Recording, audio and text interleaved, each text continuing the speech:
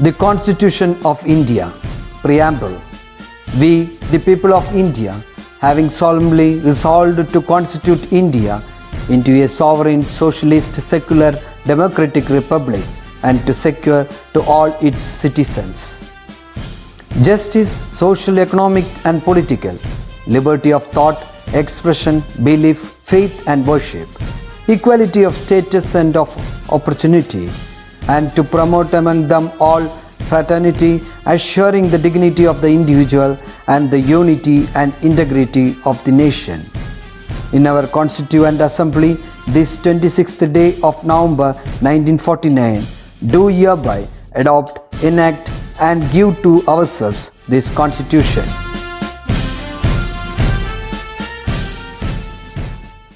हरि ओम नमस्ते। अद्य नूतनम् एककं प्रविशामः। नूतनस्य एककस्य नाम സഞ്ജീവനി इति अस्ति। ഇന്ന് നമ്മൾ പ്രവേശിക്കുന്ന പുതിയ യൂണിറ്റിൻ്റെ പേര്, മൂന്നാമത്തെ യൂണിറ്റിൻ്റെ പേര് സഞ്ജീവനി എന്നാണ്। സഞ്ജീവനി इति शब्दस्य कः अर्थः? സഞ്ജീവനി इति शब्दस्य അമൃതം ഇത്യർത്ഥः। അമൃതാണ് സഞ്ജീവനി എന്നുള്ള പദത്തിൻ്റെ അർത്ഥം. എന്താ അമൃതത്തിൻ്റെ പ്രത്യേകത? അമൃതം കഴിച്ചാൽ പിന്നീട് മരണം ഉണ്ടാവില്ല, വയസ്സാവില്ല എന്നാണ് പറയുന്നത്.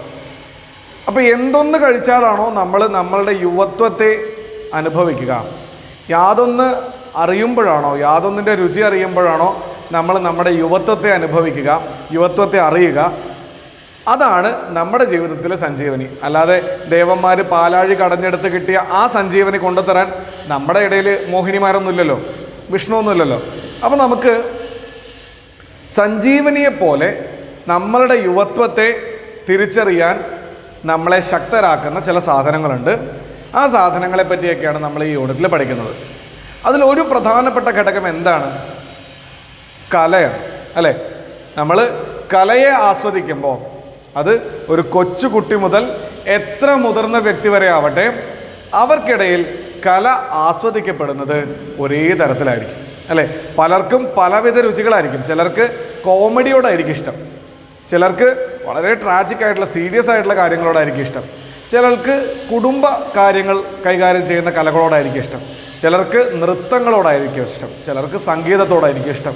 പക്ഷേ എല്ലാ അർത്ഥത്തിലും അവസാനം കല എന്ന് പറയുന്ന വസ്തുവിനെ എടുക്കുകയാണെങ്കിൽ ആ കലയോട് താല്പര്യമില്ലാത്തവരായിട്ട് ആരുമില്ല.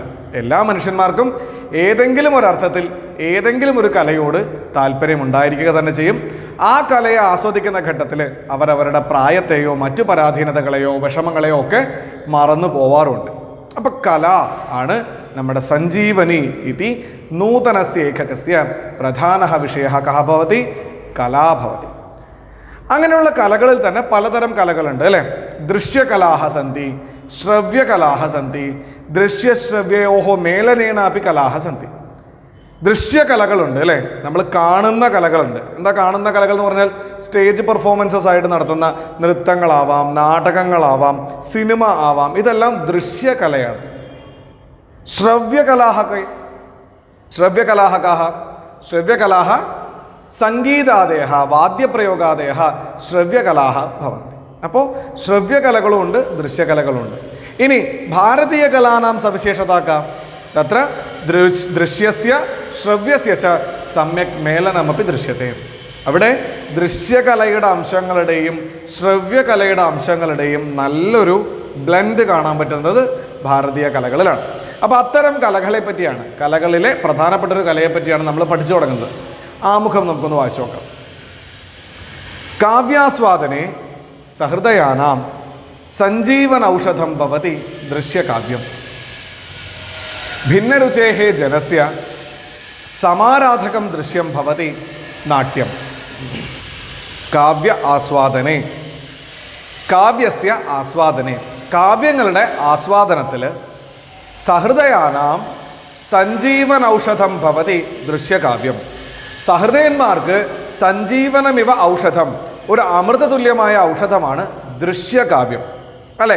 നമുക്ക് പലതരം കലകളുണ്ടെങ്കിലും കണ്ടിരിക്കാവുന്ന കലകളോടാണ് നമുക്ക് കൂടുതൽ താല്പര്യം. കേൾക്കുന്ന കലകൾക്ക് നമ്മുടെ ഇൻവോൾവ്മെൻറ്റ് കുറച്ച് കുറയും, പക്ഷേ കണ്ടിരിക്കുന്ന കലകൾക്ക് നമുക്ക് കുറച്ചുകൂടി ഇൻവോൾവ്മെൻ്റ് ഉണ്ട്, നമ്മൾ അതിൽ മുഴുകിപ്പോവും. അപ്പോൾ അങ്ങനെയുള്ള കലകളോട് നമുക്ക് താല്പര്യം കൂടുതലാണ്. ഭിന്നരുചേः ജനസ്യ സമാരാധകം ദൃശ്യം ഭവതി നാട്യം. ഭിന്നരുചേः ജനസ്യ, ജനാഹ ഭിന്നരുചയഃ സന്തി. ജനങ്ങൾക്ക് വ്യത്യസ്ത അഭിരുചികളാണ്, അല്ലേ? വ്യത്യസ്ത ടേസ്റ്റുകളാണ്. എല്ലാവർക്കും ഒരേ കലയല്ല ഇഷ്ടം, പല പല കലകളാണ് പല പല ആൾക്കാർക്ക് ഇഷ്ടം. പക്ഷേ അത്തരം കലകളുടെ എല്ലാം മേളനം നമുക്ക് എവിടെ കാണാൻ പറ്റും? നാട്യത്തിൽ കാണാൻ പറ്റും, അല്ലേ? നാടകത്തിൽ സംഗീതം ഉണ്ടാവും, അഭിനയം ഉണ്ടാവും, ഡയലോഗ് ഉണ്ടാവും. അങ്ങനെ എല്ലാ തരത്തിലുള്ള അഭിനയ സാമഗ്രികളുടെയും അല്ലെങ്കിൽ കലാസാമഗ്രികളുടെയും ഒരു മേളനം എവിടെ കാണാൻ പറ്റും? നാടകങ്ങളിൽ, നാട്യത്തിൽ കാണാൻ പറ്റും.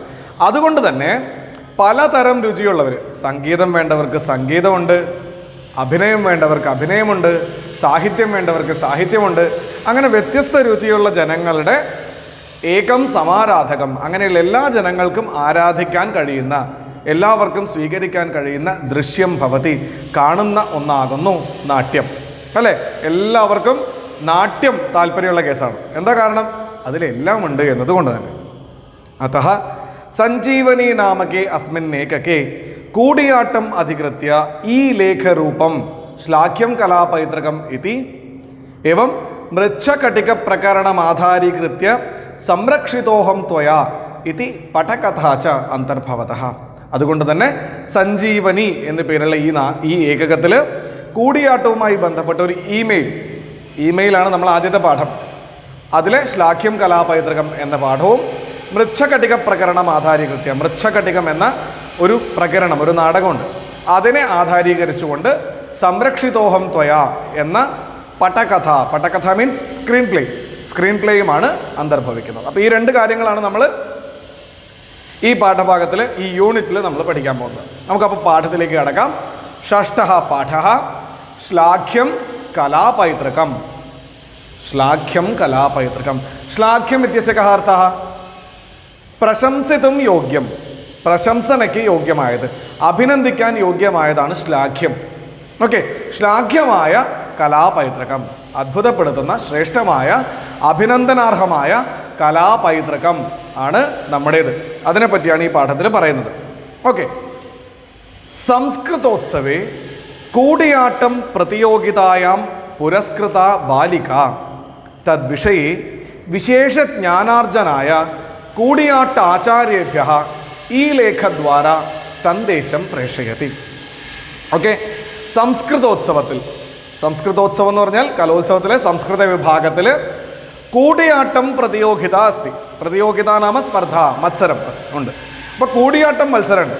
ആ കൂടിയാട്ടം മത്സരത്തിൽ പുരസ്കൃത ബാലിക, സമ്മാനം നേടിയ ഒരു പെൺകുട്ടി, തദ്വിഷയെ കൂടിയാട്ട വിഷയെ വിശേഷജ്ഞാനാർജനായ, വിശിഷ്ടമായിരിക്കുന്ന അറിവ് നേടുന്നതിനായിട്ട്, വിശേഷജ്ഞാനസ്യ ആർജനായ കൂടിയാട്ട ആചാര്യേഭ്യഃ, കൂടിയാട്ടത്തിൻ്റെ ആചാര്യന്മാർക്ക് ഈ ലേഖദ്വാര, ഈ ലേഖനാമ ഇമെയിൽ ദ്വാര സന്ദേശം പ്രേഷയതി.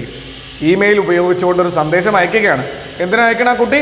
കൂടിയാട്ടം എന്ന കല എന്താണെന്ന് വിശദമായി മനസ്സിലാക്കുന്നതിന് വേണ്ടിയിട്ട് ആ കുട്ടി ഒരു ഇമെയിൽ അയക്കുകയാണ്. ഓക്കെ, എന്താണ് ആ കുട്ടിയുടെ ഇമെയിലുള്ളത്? നമുക്ക് വായിച്ചു നോക്കാം, അല്ലേ? കൂടിയാട്ട കലാരൂപസ്യ അഭിനയേന അസ്യ മഹിമാനമൗന്നത്യം ച അവഗന്തും അവസരോ ലബ്ധഃ. കൂടിയാട്ട കലാരൂപസ്യ അഭിനയേന സാ ബാലിക സംസ്കൃതോത്സവേ കൂടിയാട്ടം പ്രതിയോഗിതായാം ഭാഗം ഗൃഹീതവതി. ആ പെൺകുട്ടി സംസ്കൃതോത്സവത്തിൽ കൂടിയാട്ടം എന്ന കലാരൂപത്തിൻ്റെ ഭാഗമായിരുന്നു, അല്ലേ?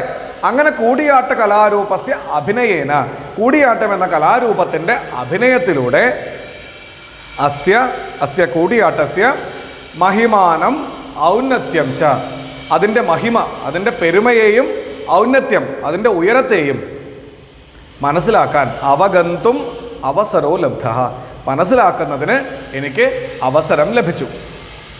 അതഏവ, അതുകൊണ്ട് തന്നെ തത് കലാരൂപം യഥാശാസ്ത്രം പഠിതും ഇച്ഛാമ്യഹം, ആ കലാരൂപത്തെ യഥാശാസ്ത്രം, എങ്ങനെയാണോ ശാസ്ത്രവിധി പ്രകാരം കൂടിയാട്ടം അറിയേണ്ടത്, ആ അറിയേണ്ട വഴിക്ക് യഥാശാസ്ത്രം പഠിതും ഇച്ഛാമി അഹം, ഞാൻ പഠിക്കാൻ ആഗ്രഹിക്കുന്നു. തദർത്ഥം, അതിനായിക്കൊണ്ട് ഭവതഃ സാഹായ്യം പ്രാർത്ഥയേ, അതിനായിക്കൊണ്ട് അവിടുത്തെ സഹായം, അങ്ങയുടെ സഹായം ഞാൻ അഭ്യർത്ഥിക്കുകയാണ്. മമ ഈ ലേഖം പ്രതി വിവരണം സദയം പ്രേഷയന്തു ഭവന്തഃ. എൻ്റെ ഈ ലേഖം എന്ന് വെച്ചാൽ ഇമെയിലിനുള്ളൊരു റിപ്ലൈ, വിവരണം, ഒരു ആർട്ടിക്കിൾ, ഒരു പ്രോസ് എഴുതി സദയം പ്രേഷയന്തു ഭവന്തഃ, എന്താണ് ഞാൻ ചെയ്യേണ്ടതെന്നുള്ള കാര്യം പ്രേഷയന്തു, അയച്ചു തരൂ എനിക്ക് എന്ന് ആ കുട്ടി ആവശ്യപ്പെടുകയാണ്. കൂടിയാട്ടത്തെപ്പറ്റി കൂടുതൽ അറിയാനും അത് യഥാശാസ്ത്രം പഠിക്കാനും എനിക്ക് ആഗ്രഹമുണ്ട്. അതിന് ഞാൻ എന്ത് ചെയ്യണമെന്നുള്ള കാര്യം എന്നെ ഒന്ന് അറിയിക്കൂ എന്ന് സവിനയം സവിത എന്നു പേരുള്ളൊരു കുട്ടി കൂടിയാട്ടം കലാകാരന്മാർക്ക് ഒരു കത്തയക്കുക, ഇമെയിൽ അയക്കുക. ഓക്കെ, അപ്പോൾ ആ കുട്ടിക്ക് റിപ്ലൈ വന്നോ? യെസ്, റിപ്ലൈ വന്നു. അതാണ് നമുക്ക് അടുത്ത പേജിൽ കാണാൻ കഴിയുന്നത്. നോക്കാം. ഓക്കെ. പ്രിയവത്സേ ഭവത്യാഹ ഈ ലേഖ പഠിതഃ. ഭവത്യാഹ, നിന്റെ കുട്ടിയുടെ ഈ ലേഖ, ആ ഇമെയിൽ പഠിതഃ, ഞാൻ വായിച്ചു. കൂടിയാട്ട പഠനെ ഔത്സുക്യം ജ്ഞാത്വാ നിതരാം തുഷ്യാമി. കൂടിയാട്ടം പഠിക്കുന്ന കാര്യത്തിലെ ഔത്സുക്യം എന്ന് വെച്ച് കഴിഞ്ഞാൽ ഇൻട്രസ്റ്റ്, കുട്ടിയുടെ ആ ആഗ്രഹം ജ്ഞാത്വാ അറിഞ്ഞിട്ട് നിതരാം തുഷ്യാമി, നിതരാം വളരെയേറെ, തുഷ്യാമി സന്തോഷിക്കുന്നു. ഒരു കുട്ടി പുതിയ കാലത്ത് കൂടിയാട്ടം യഥാശാസ്ത്രം പഠിക്കണമെന്ന് ആഗ്രഹിക്കുകയാണെന്നുണ്ടെങ്കിൽ അതിൽ കൂടിയാട്ടം ആചാര്യന് വലിയ സന്തോഷം തോന്നി. അദ്ദേഹം പറയുന്നു, കുട്ടിയുടെ ആ ആഗ്രഹത്തിൽ എനിക്ക് ഒരുപാട് സന്തോഷം തോന്നി. ശുഭാശംസാമർപ്പയേ, ശുഭ ആശംസകളെ അർപ്പിക്കുന്നു. കുട്ടിക്ക് എല്ലാവിധ നല്ലതും വരട്ടെ കൂടിയാട്ടം പഠിക്കുന്ന സന്ദർഭത്തിൽ എന്ന് ഞാൻ ആശംസിക്കുന്നു എന്നും അദ്ദേഹം പറഞ്ഞു. അധുനാ ലോകേ പരിലസത് സംസ്കൃത ദൃശ്യ കലാരൂപം ഭവതി കൂടിയാട്ടം. ഇനി കൂടിയാട്ടത്തെ പറ്റി സാമാന്യമായിട്ടുള്ളൊരു വിവരണമാണ് അദ്ദേഹം ആ കുട്ടിക്ക് പറഞ്ഞു കൊടുക്കുന്നത്. അധുന ഇതാനും, ഈ കാലഘട്ടത്തിൽ ലോകേ പരിലസത്, ലോകത്തിൽ പരിലസിക്കുന്ന എന്ന് വെച്ച് കഴിഞ്ഞാൽ ലോകത്ത് വിലസിക്കുന്ന, ലോകത്ത് മിന്നിത്തിളങ്ങുന്ന സംസ്കൃത ദൃശ്യ കലാരൂപം ഭവതി കൂടിയാട്ടം. സംസ്കൃത ഭാഷയിലുള്ള ദൃശ്യകലാരൂപമാണ് കൂടിയാട്ടം. ദൃശ്യകലയല്ലേ, കാണുന്ന കലയല്ലേ, ദൃശ്യകലാരൂപമാണ് കൂടിയാട്ടം.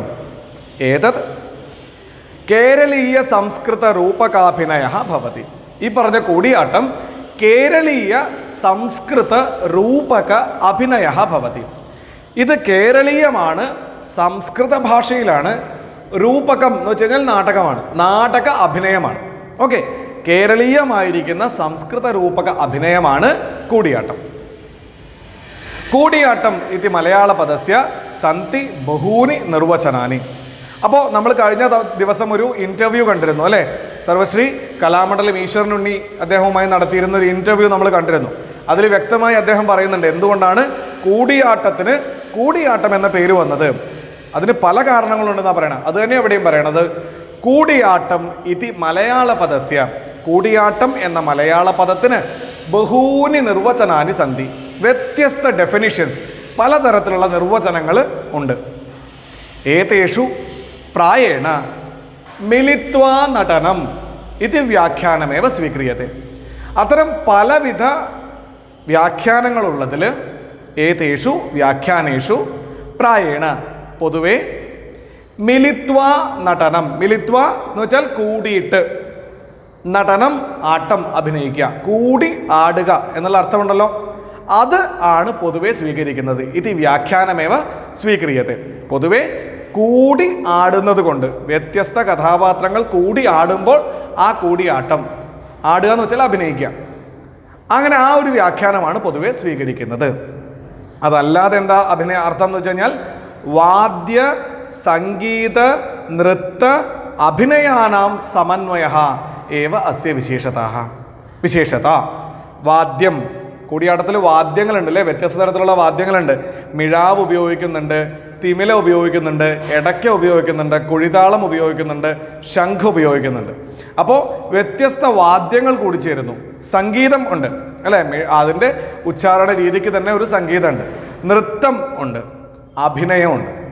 അത് വാചിക അഭിനയം എന്ന് വെച്ചാൽ ഡയലോഗ് ഡെലിവറിയും ഉണ്ട്, ആംഗിക അഭിനയമുണ്ട്, മുദ്രകൾ ഉപയോഗിച്ചിട്ടുള്ള ആംഗിക അഭിനയമുണ്ട്. അതുകൊണ്ട് തന്നെ ഇത്തരം വാദ്യ സംഗീത നൃത്ത അഭിനയങ്ങളുടെ സമന്വയ, അവയുടെ കൂടിച്ചേരൽ ഏവ അസ്യ സവിശേഷത. അതുതന്നെയാണ് ഇതിൻ്റെ പ്രത്യേകത. ആംഗിക, സാത്വിക, വാചിക, ആഹാര്യരൂപാഹ ചതുർവിധ അഭിനയാഹ അസ്മിൻ പ്രയുജ്യന്തെ. ഇതിൽ 4 വിധം അഭിനയങ്ങളാണ് പ്രയോഗിക്കുന്നത്. ഏതൊക്കെയാണ്? ആംഗികം, സാത്വികം, വാചികം, ആഹാര്യം എന്നീ 4 അഭിനയങ്ങൾ. സംസ്കൃതത്തിൽ അഭിനയത്തെ 4ആയിട്ടാണ് തിരിച്ചിരിക്കുന്നത്. ഒന്ന് ആംഗികം. ആംഗികം എന്ന് വെച്ചാൽ എന്താ? അംഗങ്ങൾ ഉപയോഗിച്ചുകൊണ്ട്, അംഗം എന്ന് വെച്ചാൽ അവയവം, അവയവങ്ങൾ ഉപയോഗിച്ചുകൊണ്ട് ചെയ്യുന്നതെല്ലാം ആംഗികമാണ്. മുദ്ര അഭിനയങ്ങളൊക്കെ ഉണ്ട് കഥകളിയിൽ. കൂടിയാട്ടത്തിലൊക്കെ 24 മുദ്രകൾക്കാണ് പ്രാധാന്യം. അതാണ് നമ്മുടെ ലെറ്റേഴ്സ്. ഇപ്പോൾ ആൽഫബറ്റ്സ് പോലെ നമ്മൾ ഇംഗ്ലീഷിൽ ആൽഫബറ്റ്സ് പറയും അല്ലേ? എ എന്ന് എഴുതും, എന്നിട്ട് അതിനെ എ എന്ന് വായിക്കും അല്ലേ? അതുപോലെ ഓരോ മുദ്രകളുണ്ട്. അപ്പോൾ ആ മുദ്രകളെയാണ് ആംഗിക അഭിനയത്തിൻ്റെ ഭാഗമായിട്ട് കാണുന്നത്. ഓക്കെ, കണ്ണുകൊണ്ടൊക്കെ അഭിനയമുണ്ട്. പിന്നെ സാത്വിക അഭിനയം. സാത്വിക അഭിനയം എന്ന് വെച്ച് കഴിഞ്ഞാൽ കലാകാരൻ്റെ ഉള്ളിൽ നിന്ന് ആ കഥാപാത്രത്തെ കലാകാരൻ ഉൾക്കൊണ്ടിട്ട്, ഇപ്പോൾ രാമനായിട്ട് അഭിനയിക്കുകയാണ് അല്ലെങ്കിൽ രാവണനായിട്ട് അഭിനയിക്കുകയാണെന്നുണ്ടെങ്കിൽ ആ കഥാപാത്രത്തെ കലാകാരൻ ഉൾക്കൊള്ളണം അല്ലേ? അവസാനം രാവണനായിട്ട് അഭിനയിക്കുന്ന ഒരാൾ വന്നിട്ട് വെറുതെ പെണ്ണുങ്ങളെ പോലെ ചിരിച്ചുകൊണ്ടിരുന്ന വല്ല കാര്യമുണ്ടോ? ഇല്ല. അയാളൊരു അസുരനാണ് എന്ന് നമുക്ക് തോന്നണം. അതിനെന്ത് വേണം? അയാൾ ആ കഥാപാത്രത്തെ ഉൾക്കൊള്ളണം. അങ്ങനെ ഉൾക്കൊള്ളുമ്പോൾ കലാകാരൻ്റെ ഉള്ളിൽ നിന്ന് അഭിനയം വരും. അതാണ് സാത്വിക അഭിനയം. മൂന്നാമത്തേത് വാചിക അഭിനയമാണ്. വാചികം എന്ന് വെച്ച് കഴിഞ്ഞാൽ വാക്കുകളെ കൊണ്ടുള്ള അഭിനയം, ഡയലോഗ് ഡെലിവറി. ആഹാര്യം എന്ന് വെച്ച് കഴിഞ്ഞാൽ വേഷം ആണ്. ഓക്കെ, നമ്മുടെ ആകാരത്തിൽ ധരിക്കുന്ന വേഷമാണ് ആഹാര്യം. മേക്കപ്പ് ഒക്കെ ആഹാര്യത്തിൽ ഉൾപ്പെടും. അതിനെന്താ ഇപ്പോൾ പ്രത്യേകത എന്നാണെന്നുണ്ടെങ്കിൽ, അതിപ്പോൾ രാമൻ കാട്ടിലേക്ക് പോകുന്ന സന്ദർഭമാണ്. രാമൻ കാട്ടിലേക്ക് പോകുന്നു എന്നുള്ള സന്ദർഭം ഒരു നാടകത്തിൽ അഭിനയിക്കുമ്പോൾ രാമൻ റൂമിൻ്റെ ഉള്ളിൽ നിന്ന് ഒരു കോട്ടും ടൈയും ഒക്കെ ഇട്ട് പാൻറ്റൊക്കെ സെറ്റാക്കി സൂട്ടൊക്കെ ഇട്ടിട്ട് അവസാനം സൂട്ട് കേസ് എടുത്ത് പുറത്തേക്ക് ഇറങ്ങി വന്നാൽ എങ്ങനെ ഉണ്ടാവും? അച്ഛാ ഞാൻ കാട്ടിലേക്ക് പോകുന്നു എന്ന് പറഞ്ഞിട്ട്. അങ്ങനെയല്ല അല്ലേ? രാമൻ ജടാധാരിയായി വൽക്കലം ധരിച്ച് അമ്പും വില്ലും മാത്രം കയ്യിൽ കരുതിക്കൊണ്ട് കാട്ടിലേക്ക് ഇറങ്ങി പോകുന്നു എന്നാണ് നമ്മൾ പഠിച്ചിട്ടുള്ളത്. അല്ലാതെ രാമൻ കോട്ടും സൂട്ടിട്ടോണോ പോണേ? അല്ല. അപ്പോൾ ആഹാര്യത്തിന് അവതരിപ്പിക്കുന്ന കഥയുടെ സന്ദർഭത്തിനനുസരിച്ച് ആഹാര്യത്തിന് പ്രത്യേകതയുണ്ട് അല്ലേ? അപ്പോൾ ആ ആഹാര്യം എന്നിങ്ങനെ 4 വിധം അഭിനയങ്ങളാണ് അസ്മിൻ പ്രയുജ്യന്തെ. ഈ കൂടിയാട്ടം എന്ന കലാരൂപത്തിൽ, കൂടിയാട്ടം എന്നല്ല, പൊതുവെ എല്ലാ ദൃശ്യകലാരൂപങ്ങളിലും പൊതുവെ പ്രയോഗിക്കാറുള്ളത് ഈ 4 വിധം അഭിനയങ്ങൾ തന്നെയാണ്. അസ്യ പൗരാണികതാം സാഹിത്യ സമ്പുഷ്ടതാം ച നിരീക്ഷ്യ യുനെസ്കോ സംസ്ഥയാ 6+200 വർഷേ വിശ്വപൈതൃക കലാരൂപേണ സമാദൃതം ഇതം കലാരൂപം.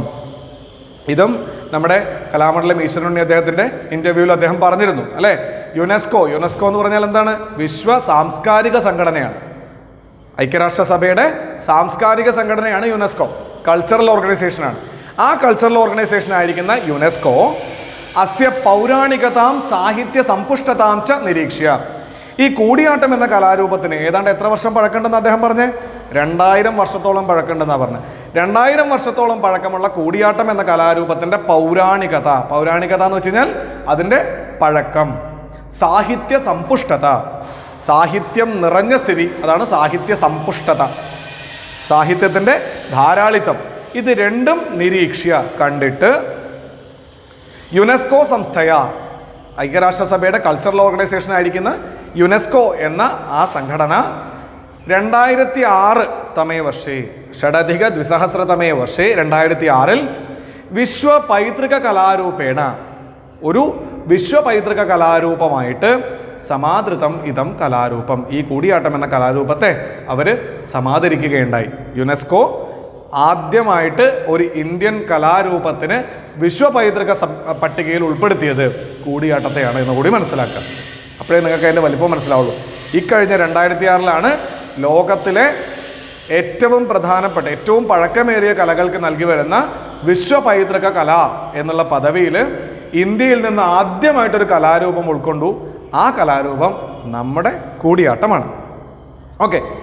യദ്യപി കൂത്തമ്പലേഷ്വേവ അസ്യ രംഗാവിഷ്കാരഃ പ്രവൃത്തഃ ആസീത് തഥാപി അധുനാ വിഖ്യാതേഷു സദസ്സു പണ്ഡിത സഭാസു ച അസ്യ പ്രയോഗഃ സംലക്ഷ്യത്തെ. യദ്യപി, ഒരു പക്ഷേ കുറച്ചു കാലം മുമ്പ് വരെ കൂത്തമ്പലേഷ്വേവ, കൂത്തമ്പലങ്ങളിൽ, അതായത് കൂടിയാട്ടം ഒരേ സമയം ഒരു അനുഷ്ഠാന കല കൂടിയാണ്. അനുഷ്ഠാനം എന്ന് വെച്ച് കഴിഞ്ഞാൽ ക്ഷേത്രത്തിലെ വിവിധ ആചാരങ്ങളുമായി ബന്ധപ്പെടുത്തി നടക്കുന്ന കല കൂടെയാണ്. ഓക്കെ, അങ്ങനെ ഒരു അനുഷ്ഠാന കലയുടെ സ്വഭാവം കൂടി കൂടിയാട്ടത്തിനുള്ളത് കൊണ്ട് ക്ഷേത്ര മതിൽക്കെട്ടിനകത്ത്, നാലമ്പലത്തിനകത്ത്, കൂത്തമ്പലങ്ങൾക്കുള്ളിൽ മാത്രമാണ് ഇതിൻ്റെ രംഗാവിഷ്കാരം ഉണ്ടായിരുന്നത്. ഇന്നും വടക്കുംനാഥൻ ക്ഷേത്രത്തിലെ കൂത്തമ്പലത്തിൽ, അതുപോലെ പെരുവനം മഹാദേവ ക്ഷേത്രത്തിലെ കൂത്തമ്പലത്തിലൊക്കെ ആചാരപരമായിട്ട് ഒരു വർഷം 41 ദിവസം നീണ്ടു നിൽക്കുന്ന കൂത്തരങ്ങുകൾ നടന്നു വരുന്നുണ്ട്. അപ്പോൾ അങ്ങനെയുള്ള കൂത്തമ്പലങ്ങളിൽ, അതിനെയാണ് കൂത്തമ്പലം എന്ന് പറയാം. കൂത്ത് നടക്കുന്ന, കൂടിയാട്ടം നടക്കുന്ന ആ മണ്ഡപത്തിനെയാണ് കൂത്തമ്പലം എന്ന് പറയാം. അങ്ങനെയുള്ള കൂത്തമ്പലങ്ങളിലാണ് അസ്യ രംഗാവിഷ്കാര പ്രവൃത്ത ആസീത്. ഇതിൻ്റെ രംഗാവിഷ്കാരം, ഇതിൻ്റെ പ്രസൻറ്റേഷൻ നടന്നിരുന്നത് എവിടെയായിരുന്നു? കൂത്തമ്പലങ്ങളിലായിരുന്നു. തഥാപി, എന്നിരുന്നാലും അധുന വിഖ്യാതേഷു സദസ്സു, എന്നാൽ ഇന്ന് പ്രസിദ്ധങ്ങളായിരിക്കുന്ന സദസ്സുകളിലും പണ്ഡിത സഭാസു, പണ്ഡിത സഭകളിലും അസ്യ പ്രയോഗ സംലക്ഷ്യത്തെ, ഇതിൻ്റെ പ്രയോഗം നടന്നു വരുന്നുണ്ട്. അതിനെപ്പറ്റിയും അദ്ദേഹം പറഞ്ഞിരുന്നു അല്ലേ, ഇൻ്റർവ്യൂവിൽ അദ്ദേഹം പറഞ്ഞിരുന്നു. ചെറിയ ഒരു 1970-നും 80-നും ഇടയ്ക്ക്, അല്ലെങ്കിൽ 70-നും 85-നും ഇടയ്ക്കുണ്ടായ അമ്മന്നൂർ മാധവചാക്യാരെ പോലെയുള്ള മഹാരഥന്മാരുടെ പ്രയത്നഫലമായിട്ടാണ് കൂടിയാട്ടം എന്ന കല ക്ഷേത്രമതിൽക്കെട്ടിനകത്ത് നിന്ന് പുറത്തു വരികയും ഒരു സമുദായം മാത്രം അഭ്യസിച്ചിരുന്ന കലയെ ആ സമുദായത്തിൽ നിന്ന് അല്ലാത്തവരും അഭ്യസിക്കാൻ ആരംഭിക്കുകയും അതിലൂടെ കലയ്ക്കൊരു പുതുജീവൻ ഉണ്ടാവുകയും ചെയ്തത് ആ കാലഘട്ടത്തിലായിരുന്നു എന്ന് അദ്ദേഹം പറഞ്ഞിരുന്നു അല്ലേ. അപ്പോൾ കൂടിയാട്ടം എന്ന കല രൂപപ്പെട്ടതും അവതരിപ്പിച്ചു പോന്നിരുന്നതും ക്ഷേത്രമതിൽക്കെട്ടിനകത്തായിരുന്നു. അത് അവിടെ നിന്ന് ഇന്ന് കുറേയൊക്കെ പുറത്തു വന്ന് അവതരിപ്പിക്കുന്നതായിട്ട് നമുക്ക് കാണാൻ സാധിക്കുന്നുണ്ട്. ഏതൊക്കെ കൃതികളാണ് കൂടിയാട്ടത്തിൽ അവതരിപ്പിക്കാറുള്ളത് എന്നാണെങ്കിൽ ഭാസ, ബോധായന, മഹേന്ദ്രവിക്രമ, ശ്രീഹർഷ, ശക്തിഭദ്ര, കുലശേഖര, നീലകണ്ഠ പ്രഭൃതിഭിः വിരചിതാനി രൂപകാണ്യേവ കഥാവസ്തുരൂപേണ സ്വീകൃതാനി. ഏതെല്ലാം കഥാവസ്തുക്കളാണ് സ്വീകരിക്കാറുള്ളത് എന്നാണെങ്കിൽ ഭാസൻ, ബോധായനൻ, മഹേന്ദ്രവിക്രമൻ, ശ്രീഹർഷൻ, ശക്തിഭദ്രൻ, കുലശേഖരൻ, നീലകണ്ഠൻ മുതലായിട്ടുള്ള കവികളാൽ രചിക്കപ്പെട്ടിട്ടുള്ള വിരചിതാനി രൂപകാണി, ഏതൈഹി വിരചിതാനി രൂപകാണി കഥാവസ്തുരൂപേണ സ്വീകൃതാനി. കഥാവസ്തുവായിട്ട് സ്വീകരിക്കുന്നത് ഇത്തരം മഹാകവികളാൽ രചിക്കപ്പെട്ടിട്ടുള്ള കഥാവസ്തുക്കളാണ്, രൂപകങ്ങളാണ് സ്വീകരിക്കാറുള്ളത്. ഓക്കെ, എന്തൊക്കെയാണ് അതിൻ്റെ പ്രോസസ്സ് എന്നാണെങ്കിൽ പൂർവരംഗക്രിയ, സൂത്രധാര പ്രവേശ, കഥാപാത്ര പ്രവേശ, നിർവഹണം, സമസരൂപക അവതരണം, ഭരതവാക്യം, മുടിയക്കിത്ത ഇത്യേവം അഭിനയക്രമാഹ അസ്മിൻ വിദ്യന്തെ. പൂർവരംഗക്രിയ, പൂർവരംഗക്രിയ എന്ന് വെച്ച് കഴിഞ്ഞാൽ കഥ ആരംഭിക്കുന്നതിന് മുമ്പ് രംഗത്തെ, മഞ്ചത്തെ, ആ രംഗവേദിയെ കഥാവതരണത്തിനായിട്ട് തയ്യാറാക്കുന്നത് പോലും ഇതിൻ്റെ ഭാഗമാണ്. അതാണ് പൂർവരംഗക്രിയ. അത് കഴിഞ്ഞാൽ സൂത്രധാരൻ്റെ പ്രവേശമാണ്. സൂത്രധാരൻ എന്ന് വെച്ച് കഴിഞ്ഞാൽ ആ കഥയുടെ ഡയറക്ടർ എന്ന് വേണമെങ്കിൽ പറയാം. ആ കഥയെ നയിക്കുന്ന ആൾ, അയാൾ വന്ന് എന്താണ് അവതരിപ്പിക്കാൻ പോകുന്നുള്ള കാര്യങ്ങളെല്ലാം പറഞ്ഞ് വന്നിരിക്കുന്ന സഹൃദയന്മാരെ മുഴുവൻ സ്വാഗതം ചെയ്ത് നാടകത്തിലേക്ക് അവരുടെ ശ്രദ്ധയെ ക്ഷണിച്ച് നാടകത്തിലേക്ക്, ആ നാട്യത്തിലേക്ക് സഹൃദയന്മാരെ പ്രവേശിപ്പിച്ചിട്ട് അയാൾ പുറത്തേക്ക് പോകും. അത് കഴിഞ്ഞാൽ കഥാപാത്ര പ്രവേശമാണ്. കഥാപാത്രം വന്ന് കഥാപാത്രത്തിൻ്റെ നിർവഹണം നടത്തും. എന്ന് വെച്ച് കഴിഞ്ഞാൽ എന്തൊക്കെയാണോ ചെയ്യേണ്ടത് അതെല്ലാം ചെയ്യും. സരൂപക അവതരണം, എന്താണോ രൂപകത്തിലുള്ളത് ആ രൂപകത്തെ വ്യക്തമായി അവതരിപ്പിക്കും. അതിനുശേഷം ഭരതവാക്യം, ഭരതവാക്യം എന്ന് വെച്ച് കഴിഞ്ഞാൽ ഭരതമുനിയുടെ വാക്യം എന്നാണ് അതിനർത്ഥം. അതിൽ ഈ കഥാപാത്രമായിരിക്കുന്ന നടൻ കഥാപാത്രത്തിൽ നിന്ന് വീണ്ടും സാധാരണ വ്യക്തിയായിട്ട് മാറുന്ന ഘട്ടമാണ് ഭരതവാക്യം. അത് കഴിഞ്ഞാൽ മുടിയക്കീത്ത എന്ന് പറയുന്ന കൂടിയാട്ടത്തിൻ്റെ സവിശേഷമായിട്ടുള്ളൊരു ചടങ്ങോട് കൂടിയിട്ടാണ് അഭിനയക്രമം ഇതിൻ്റെ അവസാനിക്കുന്നത്. ഇത്യേവം അഭിനയക്രമാഹ അസ്മിൻ വിദ്യന്തെ. ഇനി ഏതൊക്കെയാണ് ഉപയോഗിക്കണമെന്നാണെങ്കിൽ മിഴാവ്, ഇടയ്ക്ക, കുഴിത്താളം, ശംഖ, കുറുങ്കുഴൽ ഇത്യാദീനി വാദ്യോപകരണാനി അസ്യാം ഉപയുജ്യന്തെ. മിഴാവിനെ പറ്റി അദ്ദേഹം വളരെ വിശദമായിട്ട് തന്നെ നിങ്ങൾക്ക് പറഞ്ഞു തന്നു. മിഴാവ് ശരിക്ക് ജീവനുള്ള ഒരു വസ്തുവിനെ പോലെ പരിഗണിക്കപ്പെടേണ്ടതാകുന്നു. അതായത് ഒരു മനുഷ്യന് 16 സംസ്കാരങ്ങളുണ്ട്. മനുഷ്യൻ ജനിക്കുമ്പോൾ മുതൽ പേരിടുക, അന്നപ്രാശനം ചെയ്യിക്കുക, ചോറൂണ്, അങ്ങനെയുള്ള ചടങ്ങുകളൊക്കെ ഉണ്ട്. ഇതുപോലെ എല്ലാ ചടങ്ങുകളും മിഴാവിനുണ്ട് എന്നാണ് പറയുക. അപ്പം മിഴാവ് അങ്ങനെ പരിഗണിക്കപ്പെടുന്ന ഒന്നാണ്. അത് തന്നെ മൃദംഗശൈലേശ്വരി എന്ന് പറയുന്ന ക്ഷേത്രത്തിൽ, കണ്ണൂർ മുഴക്കുന്നുള്ള മൃദംഗശൈലേശ്വരി ക്ഷേത്രത്തിൽ സ്വയം ആവിർഭവിച്ച വാദ്യം എന്നാണ് മിഴാവിന് പറയുന്നത്. അതുകൊണ്ടാണ് മിഴാവ് ദേവവാദ്യമായിട്ട് അറിയപ്പെടുന്നത്. അപ്പോൾ ആ മിഴാവ്, ഇടയ്ക്ക, കുഴിത്താളം എന്ന് വെച്ചാൽ നമ്മുടെ ഇലത്താളത്തിന് സമാനമായിട്ടുള്ള ചെറിയ രൂപത്തിലുള്ളത്, ശംഖം, കുറുങ്കുഴൽ ഇത്യാദി വാദ്യോപകരണാനി തുടങ്ങിയ വാദ്യോപകരണങ്ങളിൽ ഈ കലയിൽ ഉപയോഗിക്കുന്നുണ്ട്.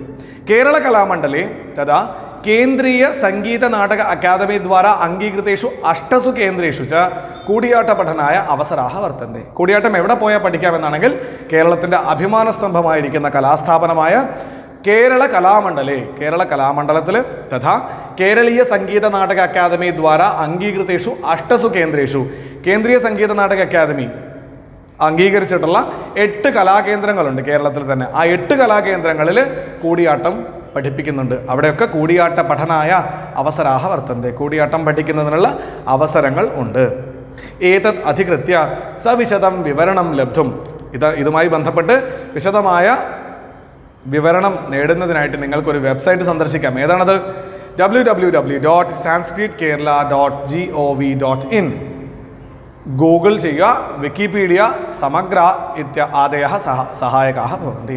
ഇത്തരം പോർട്ടൽസിലൊക്കെ നിങ്ങൾക്ക് കൂടിയാട്ടവുമായി ബന്ധപ്പെട്ട കൂടുതൽ കാര്യങ്ങൾ നമുക്ക് കാണാൻ സാധിക്കും. പുനരപി ഭവത്യാഹ ജിജ്ഞാസാഭരിതം ലേഖം പ്രതീക്ഷ്യ. വീണ്ടും കുട്ടിയുടെ അറിയാനുള്ള ആകാംക്ഷ നിറഞ്ഞ ജിജ്ഞാസാഭരിതം, കൂടുതൽ കാര്യങ്ങൾ അറിയാനുള്ള ആകാംക്ഷ നിറഞ്ഞ കത്ത് പ്രതീക്ഷിച്ചുകൊണ്ട് സസ്നേഹം ചാക്യാരഹ, സ്നേഹത്തോടുകൂടി ചാക്യാർ എന്ന് പറഞ്ഞുകൊണ്ടാണ് ആ കത്ത് അവസാനിക്കുന്നത്. അപ്പോൾ കൂടിയാട്ടത്തെ പറ്റി സാമാന്യമായിട്ടുള്ളൊരു വിവരണമാണ് അദ്ദേഹം നൽകിയത്. നമുക്ക് വിശദമായൊരു വിവരണം ഒരു അഭിമുഖത്തിലൂടെ നമ്മൾ കഴിഞ്ഞ ക്ലാസ്സിൽ പഠിച്ച് മനസ്സിലാക്കുകയും ചെയ്തു. അപ്പോൾ നിങ്ങൾക്ക് ഇതുമായി ബന്ധപ്പെട്ട് തരുന്നൊരു വർക്ക് എന്താണെന്ന് വെച്ച് കഴിഞ്ഞാൽ, ഈ ലേഖത്തിൽ നിന്ന്, ആ കുട്ടിയുടെ ഈ ലേഖം വായിച്ച് അതിൽ നിന്ന് 15 ചോദ്യങ്ങൾ ഉണ്ടാക്കുക. ചോദ്യങ്ങളും അവയുടെ ഉത്തരങ്ങളും. അതിൽ വളരെ വ്യക്തമായിട്ട് ചോദ്യങ്ങൾക്ക് ഉത്തരം നൽകുന്ന പോലെ തന്നെയാണ് ആവർത്തിച്ച് പോന്നിട്ടുള്ളത്. അപ്പോൾ 15 ചോദ്യങ്ങളും അവയുടെ ഉത്തരങ്ങളും ഈ ലേഖം വായിച്ച് നിങ്ങൾക്ക് ഉണ്ടാക്കാവുന്നതേ ഉള്ളൂ. ആ ചോദ്യങ്ങൾ ഉണ്ടാക്കി അവയുടെ ഉത്തരം എഴുതി അതെനിക്ക് അയച്ചു തരിക. വീണ്ടും വീണ്ടും വീണ്ടും ഈ പാഠഭാഗം വായിക്കുക. വിശദമായി നിങ്ങൾ കൂടിയാട്ടം എന്ന കലയെപ്പറ്റി മനസ്സിലാക്കുക. ഈ പാഠത്തിൻ്റെ മറ്റ് പ്രവർത്തനങ്ങളും ഇതുമായി ബന്ധപ്പെട്ട കുറച്ച് അനുബന്ധ വിഷയങ്ങളും നമുക്ക് മനസ്സിലാക്കാനുണ്ട്. അത് നമുക്ക് അടുത്ത ക്ലാസ്സിൽ കാണാം. അതുവരേക്കും എല്ലാവർക്കും രാം രാം.